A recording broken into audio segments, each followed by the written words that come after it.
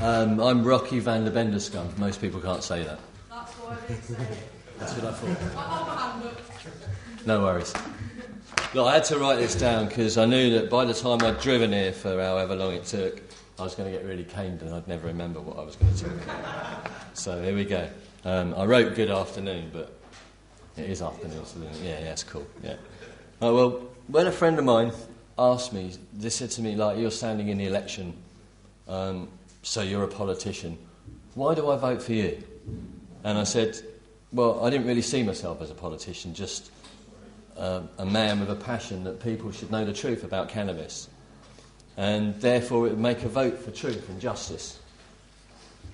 God, I'm really nervous. Nice one.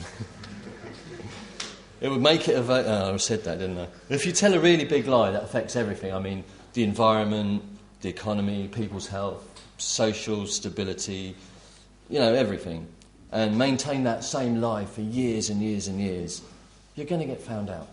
And then nobody's going to believe you about anything. Well, my 3 children from my first marriage and my son from my second had such different upbringings in regard to truth that when I realised the implications on everything this had, I had to tell people.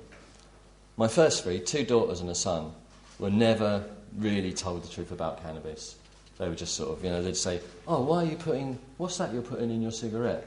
And why such big cigarettes? And why are you handing them around? And it would be like, well, that's the stone that keeps it alight. And we're all mates, so, we like to share a fag. And they're big, so we all get a bit. And if we had one each, the room would be full of smoke. And quite often it was. My son, from a second marriage, was always, at least by me and my wife, Cindy, told the truth about anything he asked about cannabis, alcohol, prohibition, even drugs. Not that he ever saw them very much. My first 3 tried everything from quite early age, and never with me because I'd always lied to them about cannabis, so why would they talk to me about it? So they tried everything. And my oldest daughter's an alcoholic. My younger daughter, somehow she escaped it all and she went to Japan, and that's cool. My son, he tokes it really big time. At one stage he was on all sorts of Class A's, but, you just had to kick them a bit, and they're all right, they're good children. Lewis, from the other side, he's 15, really healthy, and he knows so much about life. All his mates at school, they know half the stuff he knows, and he's not interested in cannabis, tobacco, alcohol, or any other drugs. And I really think that's because I told him the truth all along. It was there. It's what we do. You don't need to do it. You've got your own drugs going on in your body. You don't need any of that stuff. So, tell the people of Britain, vote for the Legalised Cannabis Alliance. Claim back their right to this environmentally, long words, economically, medically and socially valuable plant. It's a food source, a building material, a fuel source, as well as a so-called drug. And stop listening to the people who actually don't know or don't care what they're withholding from us. I read recently in The Ecologist an article about cannabis prohibition, stating it has more than 25,000 known uses, and said smoking cannabis is probably the most useless thing you could do with it. Maybe so, in material terms.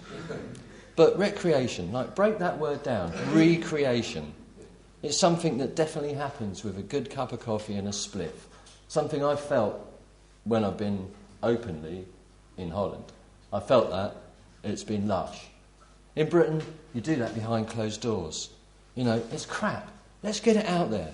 So, tell everybody, cannabis is nice.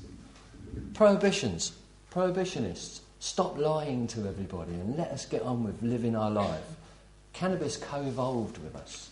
It's one of the few plants on the planet that really co-evolved with us. Maybe if cannabis has been about with us for that long, maybe we co-evolved with it. Well, co-evolution is co-evolution. Maybe we wouldn't be Homo sapiens without cannabis. Spliff it up big time.